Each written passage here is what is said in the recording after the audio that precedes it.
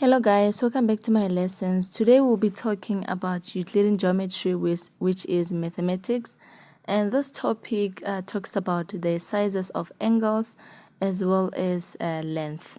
But today we're going to focus mostly on the angles. The first thing, what is an angle? An angle is a way of describing a space between two lines that begin at the same point. So let's look at the third angle there.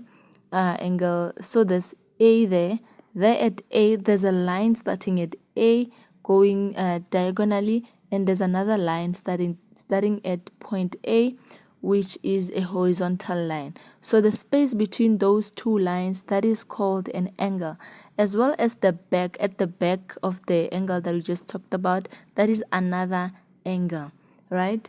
So an angle is describing the space between two lines that begin at the same point. Let's look at the first angle there. That's a right-angled triangle. The second one, an obtuse angle. Obtuse angle is an angle that is higher than 90 degrees. An acute angle, which is the last one, is less than 90 degrees.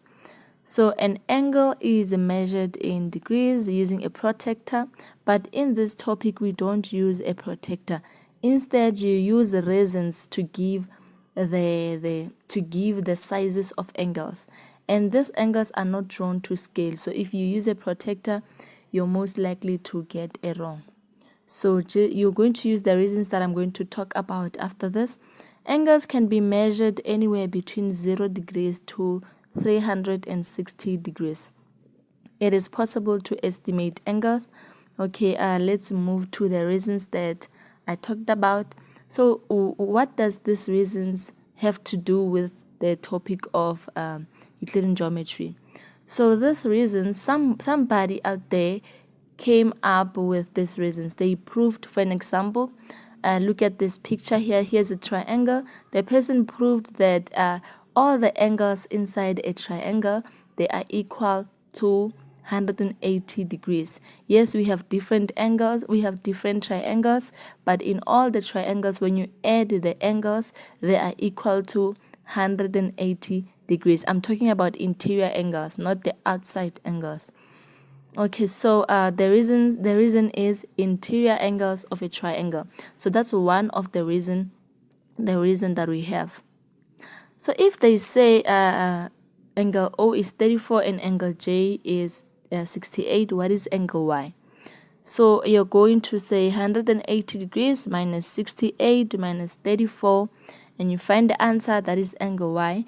You also write a reason. The reason is interior angles of a triangle.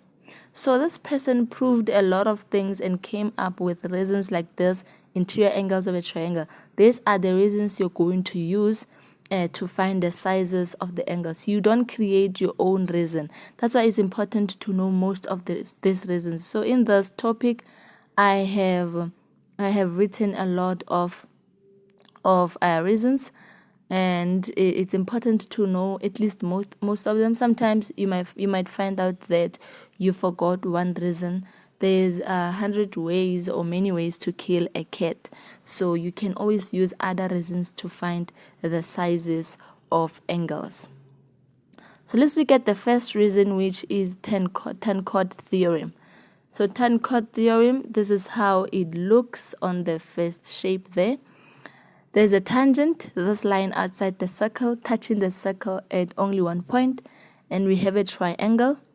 The corners of the triangle must touch the circumference of the circle, and then there's an angle between the chord there and the tangent that is shaded red, and then there's angle Y there, or angle B.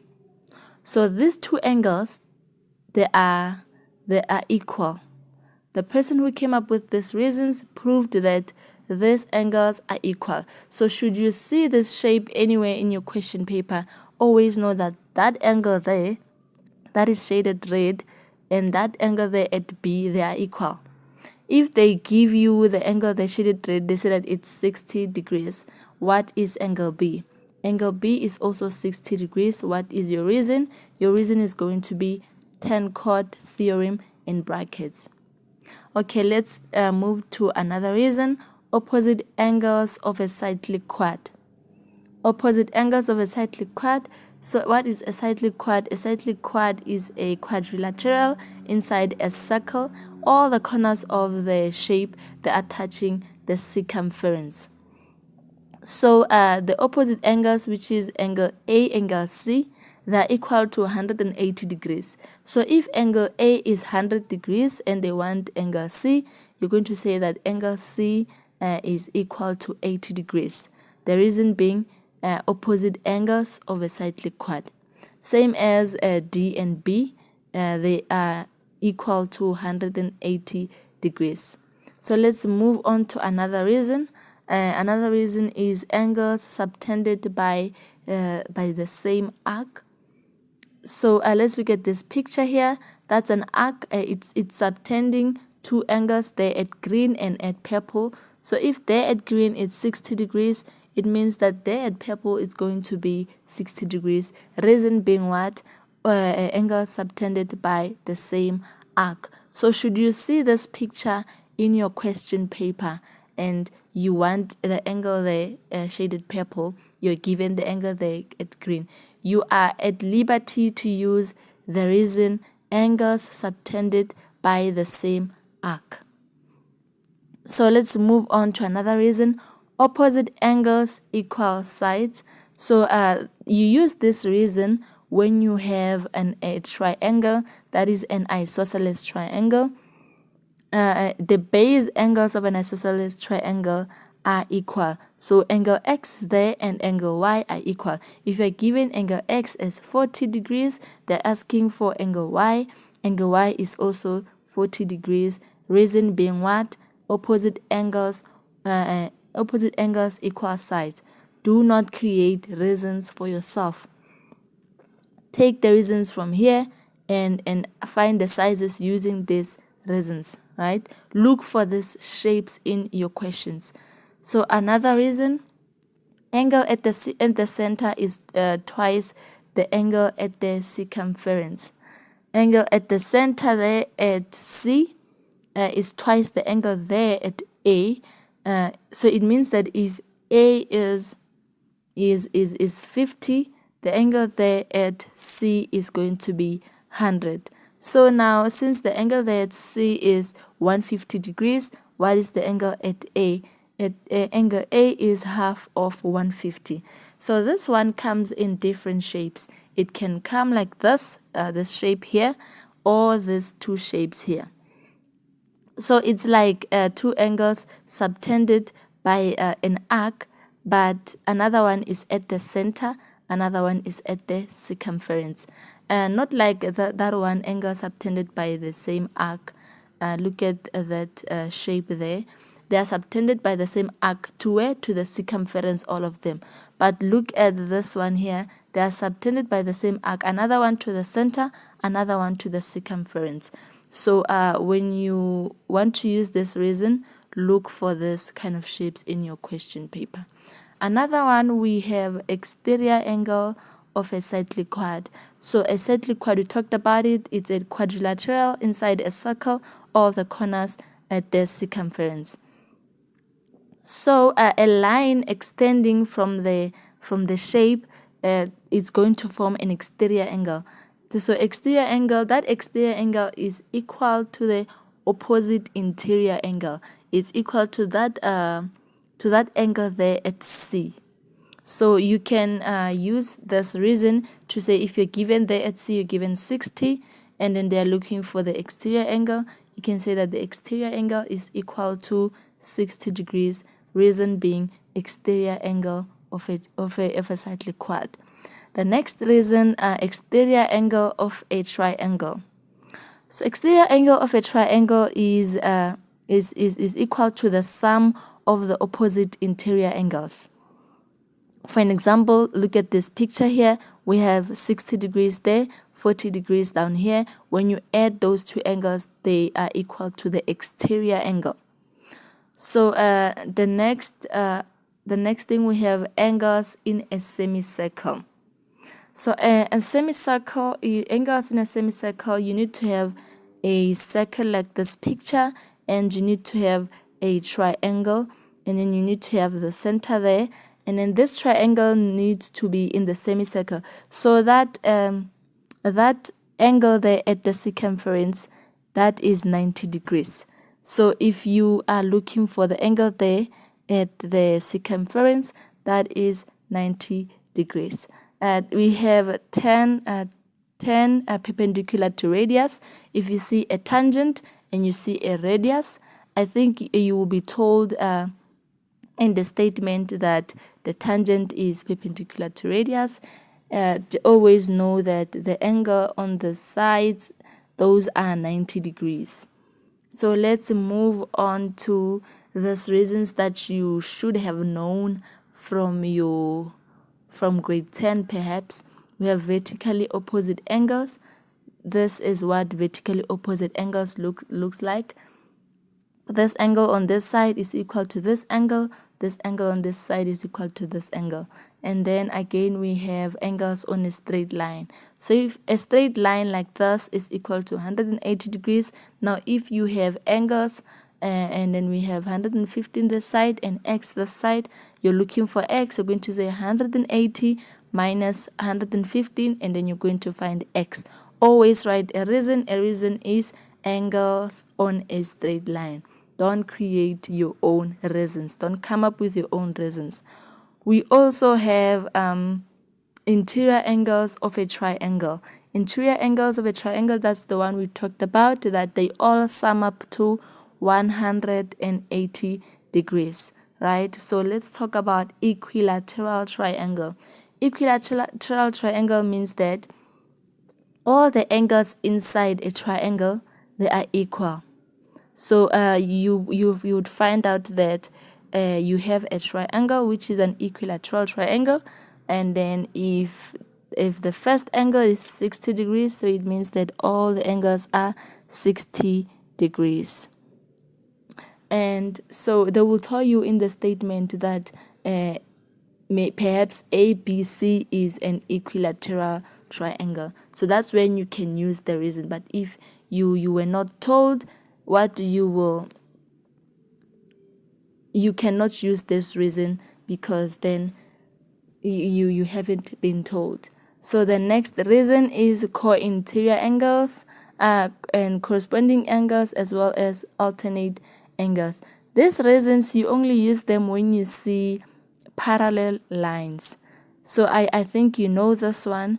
So co-interior angles, when you see a shape like this as an F, and there's an angle here and an angle here, those two angles are equal, and the reason is corresponding angles. Co-interior angles are equal to 180 degrees. So if you see a U shape like this and you're given an angle here, know that this angle, when you add it with this other angle, they're equal to 180 degrees. So if you're given one of them, you can always minus it from 180 degrees, and then you'll find another one.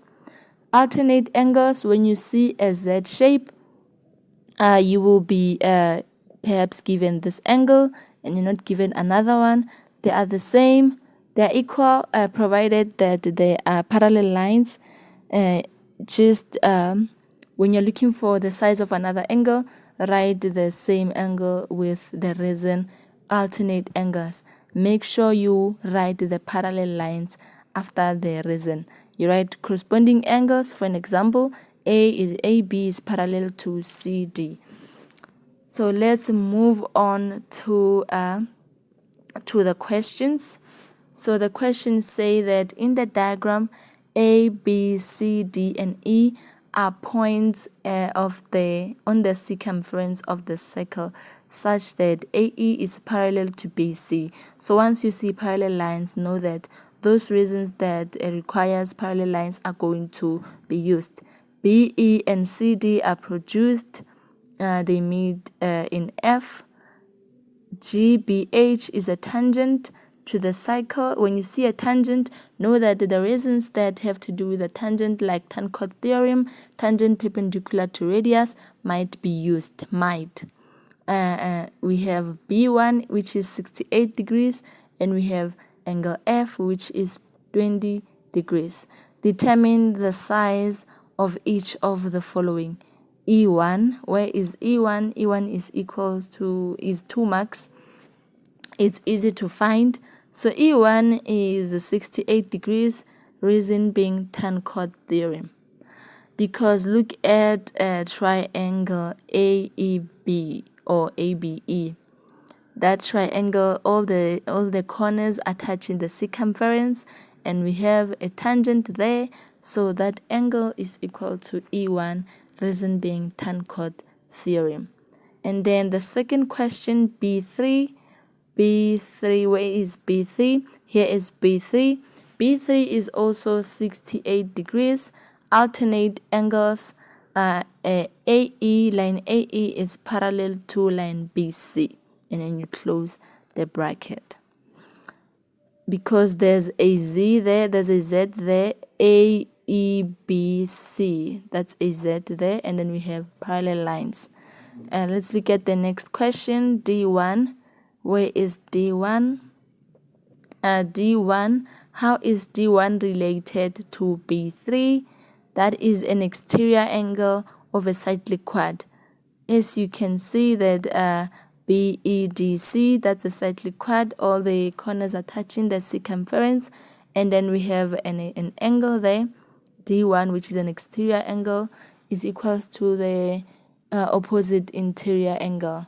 So the reason is exterior angle of a cyclic quad. Let's look at the next question, E2. Where is E2? So E2 is going to be equal to 20 plus angle D1, which is 68. So 20 plus 68, 8 is equal to 88. The reason is exterior angle of a triangle. There are many ways to kill a cat. What you can do is you can also find D2 if you want. I don't know what you're going to do with it. Even if it's 1 mark, but if you write a long step, as long as you write it with reasons, you're going to get a mark. Let's look at the next question, angle C. Where is angle C? Which angle is C related to? Angle C is in a cyclic quad. I would say it's related to angle E2. How? Opposite angles of a cyclic quad. So the answer there at C is 92 degrees. So on the next lesson, I'm going to explain them in more details. Please don't forget to subscribe to the channel. Thank you.